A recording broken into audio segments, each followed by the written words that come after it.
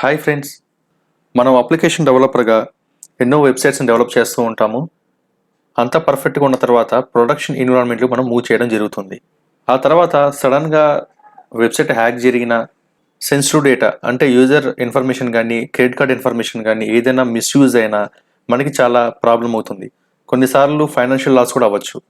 అందుకని అప్లికేషన్ ఎప్పుడైతే ప్రొడక్షన్లోకి మూవ్ చేస్తామో అప్పుడు కనుక కొన్ని సెక్యూరిటీ రూల్స్ని ఇంప్లిమెంట్ చేసినట్లయితే మనం ఇలాంటి ప్రాబ్లమ్స్ నుంచి కొంతవరకు మనం సేవ్ అవ్వచ్చు. సో ఇప్పుడు ప్రొడక్షన్ ఎన్విరాన్మెంట్లో ఎటువంటి సెక్యూరిటీ రూల్స్ ఇంప్లిమెంట్ చేస్తే మంచిది, బేసిక్ లెవెల్ అన్న మనం ఇంప్లిమెంట్ చేసుకోవడం చాలా వరకు మంచిది. సో అందులో ఏవైతే కొన్ని ఇంపార్టెంట్ పాయింట్స్ నేను మీకు ఇప్పుడు ఎక్స్ప్లెయిన్ చేయబోతున్నాను, వాటిని మీరు తప్పనిసరిగా మీ అప్లికేషన్లో ఇంప్లిమెంట్ చేసే విధంగా ప్లాన్ చేసుకోండి. ఇక్కడ నేను చెప్పే security rules mostly server side మాత్రం ఇంప్లిమెంట్ చేయడం జరుగుతుంది. ఫస్ట్ 2 పాయింట్స్ డెవలపర్గా మనం అప్లికేషన్ సైడ్ చేయాల్సి ఉంటుంది. రిమైనింగ్ అన్నీ కూడా డెవాప్స్ టీమ్ కానీ ఐటీ టీమ్ కానీ మీ ఆఫీస్లో కనుక ఉంటే వాళ్ళు ఇలాంటివన్నీ ఇంప్లిమెంట్ చేయడం జరుగుతుంది. సో ఫస్ట్ది వచ్చేసేపటికి configure environment variables server side. So PHP application కానీ రియాక్ట్ జేఎస్ కానీ యాంగులర్ ఇలాంటి ఏవైనా సరే ఒక అప్లికేషన్స్ వాడుతున్నప్పుడు ఎన్విరాన్మెంట్ వేరియబుల్స్ అంటే ఏపీఐ కనెక్ట్ అయ్యేటప్పుడు ఉపయోగించే యూజర్ నేమ్ పాస్వర్డ్ కానీ లేదంటే ఏమైనా సెన్సిటివ్ ఇన్ఫర్మేషన్ ఉంటుందో వాటిని కంపల్సరీగా ఎన్విరాన్మెంట్ వేరియబుల్స్గా పెట్టుకోవాలి. అవి సర్వర్ సైడ్ మాత్రమే యాక్సెస్ అయ్యే విధంగా ఉంచుకోవాలి. క్లయింట్ సైడ్ ఉంటే కనుక మనకి ప్రాబ్లం అవుతుంది. సో ఈజీగా అవి ఎక్స్పోజ్ అవుతూ ఉంటాయి. సో అందువల్ల మనం కంపల్సరీ సర్వర్ సైడ్ మాత్రమే మెయింటైన్ చేయాలి. సెకండ్, ఏపీఐ కాల్స్ కూడా మోస్ట్లీ మనం సర్వర్ సైడ్ చేసుకోవడం ఒక బెస్ట్ ప్రాక్టీస్గా చెప్పచ్చు. సో బ్యాక్ ఎండ్ ఏం జరుగుతుంది అనేది ఎవరికి తెలియకుండా ఉంటుంది. సో అందువల్ల మనం కంపల్సరీగా ఏపీఐ కాల్స్ కూడా మోస్ట్లీ సర్వర్ సైడ్ ఉండే విధంగా ప్లాన్ చేసుకోండి. ఈ రిమైనింగ్ అన్నీ కూడా సర్వర్ సైడ్ ఇంప్లిమెంట్ చేసేవి. సో ఇక్కడ ఏంటి అంటే మనకి వెబ్ సర్వర్ మోస్ట్లీ అపాచీ కానీ ఎంజినిక్స్ కానీ ఉంటుంది. సో నేను ఇవి ఎంజినిక్స్ బేస్ చేసుకుని చెప్తున్న రూల్స్ అనమాట. సో ఇక్కడ మనకు కొన్ని హెడర్స్ అనేవి ఉంటాయి. ఈ హెడర్స్ని మనం కంపల్సరీగా ఇంప్లిమెంట్ చేసుకోవాలి. అందులో వచ్చేసేపటికి సెట్ కుకీ హెచ్టిటిపి ఓన్లీ, అంటే కుకీస్ అనేవి సెక్యూర్గా ఉంచడం కోసం మనం హెచ్టిటిపి ఓన్లీ అని చెప్పాల్సి ఉంటుంది. అంటే అప్పుడు యూఆర్ఎల్ కనుక హెచ్టిటిపిఎస్ అయితే మాత్రమే ఆ కుకీస్ అనేది ఇన్వోక్ అవుతుంటాయి, మనం యాక్సెస్ చేయగలుగుతాం. లేకపోతే కనుక అవి ఫెయిల్ అవుతూ ఉంటాయి. సో హెచ్టిటిపి ఓన్లీ అని మెన్షన్ చేసాము అంటే కంపల్సరీగా మన డొమైన్ కూడా హెచ్టిటిపిఎస్ అని కలిగి ఉండాలి. ఇలాంటి కొన్ని హెడర్స్ని మనం సర్వర్ సైడ్ డిఫైన్ చేయాల్సి ఉంటుంది. మోస్ట్లీ వీటిని వర్చువల్ హోస్ట్లో కాన్ఫిగర్ చేస్తూ ఉంటారు. సో నెక్స్ట్ హెడర్ వచ్చేసేపటికి సెట్ కుకీ సెక్యూర్ అనమాట. సో కుకీకి 2 హెడర్స్ ఉన్నాయి, ఒకటి హెచ్టిటిపి ఓన్లీ, సెకండ్ సెక్యూర్ అనమాట. తర్వాత నెక్స్ట్ హెడర్ వచ్చేసేపటికి strict transport security max age అని సర్టెన్ టైం ఇచ్చాము. ఇది మిల్లీ సెకండ్స్, మీరు తక్కువ టైం ఇచ్చుకున్న ఇబ్బంది లేదు. సో నెక్స్ట్ వచ్చేసేపటికి యాక్సెస్ కంట్రోల్ అలో మెథడ్స్. సో మనం పోస్ట్ మెన్షన్ చేయడం జరిగింది, మీరు కావాలంటే గెట్ కూడా మెన్షన్ చేసుకోవచ్చు. మీ అప్లికేషన్కి ఏదైతే సూట్ అవుతుందో దాన్ని ఇవ్వండి. తర్వాత X frame options same margin అని ఇవ్వడం జరిగింది. సో ఇది చాలా ఇంపార్టెంట్ పారామీటర్ అనమాట. X frame options same margin అని ఇవ్వాలి. మీరు కనుక మీ వెబ్ పేజీని ఐ ఫ్రేమ్గా ఉపయోగిస్తున్నట్లయితే కనుక ఈ హెడర్ని ఇగ్నోర్ చేసేయండి. ఎందుకంటే మీరు కనుక ఇలా X frame options same origin అని చెప్పి తర్వాత ఐ ఫ్రేమ్గా లోడ్ చేస్తే మనకి ఇష్యూస్ వస్తూ ఉంటాయి, అప్లికేషన్ లోడ్ అవ్వదు. సో అందువల్ల మీరు కనుక ఐ ఫ్రేమ్గా లోడ్ చేస్తే మాత్రం ఈ ఆప్షన్ ఇగ్నోర్ చేయండి. అలా కాకపోతే కనుక డైరెక్ట్గా ఈ ఆప్షన్ ఇంప్లిమెంట్ చేసుకోవచ్చు. సో ఇలా చేయడం వల్ల ఏంటి అని అంటే మన వెబ్సైట్ అనేది వేరే అప్లికేషన్లో ఐ ఫ్రేమ్గా కానీ సమ్వేర్ ఎక్కడ కానీ ఉపయోగించలేరు అనమాట. సో డైరెక్ట్గా బ్రౌజర్ యూఆర్ఎల్ మాత్రమే ఉపయోగించగలరు, అప్పుడు మాత్రమే అది అప్లికేషన్ లోడ్ అవుతుంది. తర్వాత XXS ప్రొటెక్షన్. సో ఇది కూడా చాలా ఇంపార్టెంట్ హెడర్. సో ఇక్కడ కండిషన్ చూడండి, డబుల్ కోట్స్లో 1 semicolon mode equal to block ఈ విధంగా మనం రాసుకోవాలి. ఇమీడియట్గా డబుల్ కోట్తో క్లోజ్ చేసేయాలి. సో ఈ సింటాక్స్ ఒకసారి చూసుకోండి. Next X content type options no sniff అని కూడా ఉంచుకోవచ్చు. సో ఈ ఆప్షన్స్ ఇక్కడ వాల్యూస్ డిఫరెంట్గా ఉంటాయి.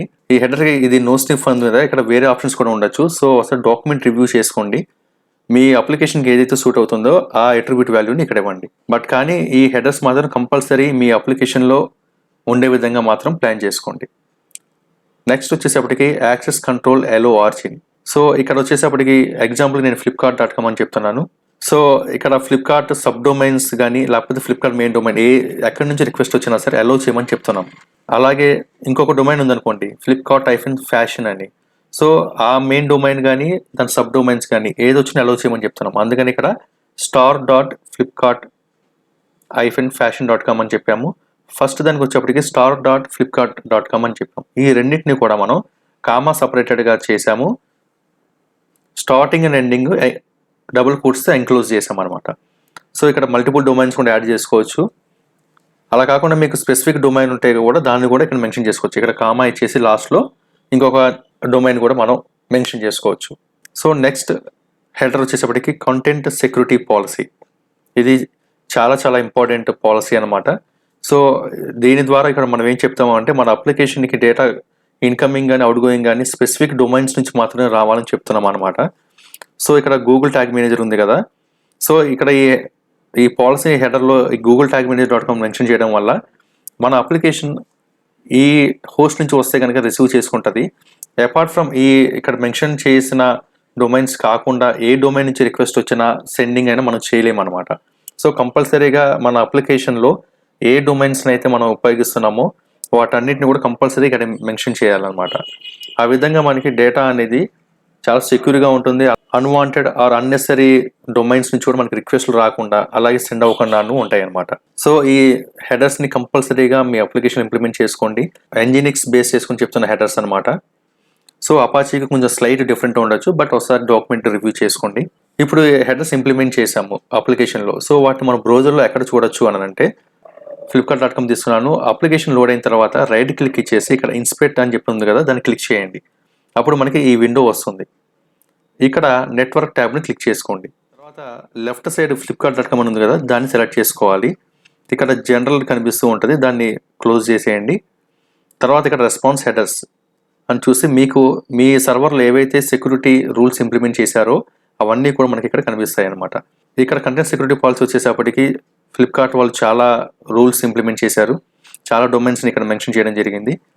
అలాగే X content type options no sniff అని ఇచ్చారు. X frame options same origin.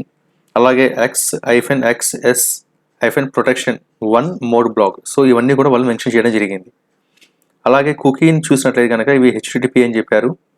అలాగే సెక్యూర్ అని కూడా చెప్పడం జరిగింది. ఇక్కడ సెక్యూర్ అని ఉంది కదా. అలాగే కొత్త ప్రోటోకాల్ ఒకటి ఉంది, సేమ్ సైట్ నన్ అని. సేమ్ సైట్ ఈక్వల్ టు అని చెప్పని మనకి ఇంకొక ఆప్షన్ ఉంది. దాన్ని కూడా మీ అప్లికేషన్కి సూట్ అయ్యే విధంగా ఏది సూట్ అవుతుందో దాన్ని ఇంప్లిమెంట్ చేసుకోండి. సో మీరు కనుక డెవాప్స్ టీమ్ ద్వారా మీ సర్వర్లో కాన్ఫిగర్ చేసినట్లయితే అవన్నీ కూడా ఏవైతే కాన్ఫిగర్ చేస్తున్నాయో అవన్నీ కూడా మీరు ఇక్కడ చూసుకోవచ్చు.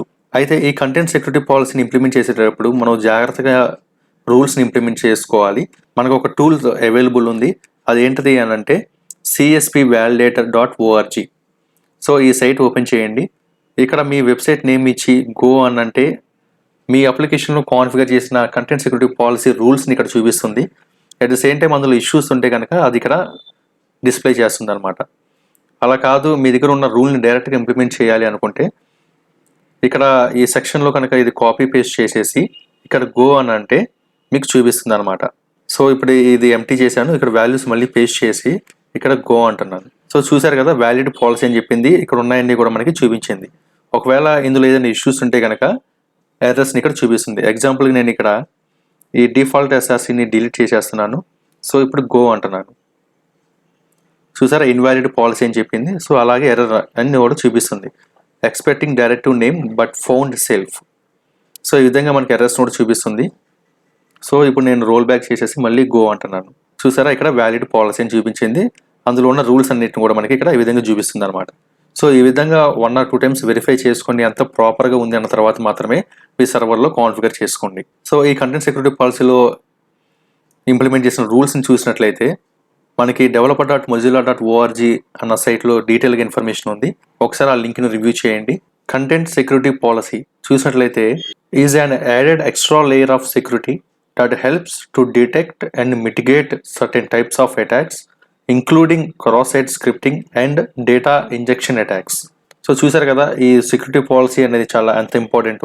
సో అందువల్ల కంపల్సరీగా మీ అప్లికేషన్లో ఈ పాలసీని ఇంప్లిమెంట్ చేసే విధంగా ప్లాన్ చేసుకోండి.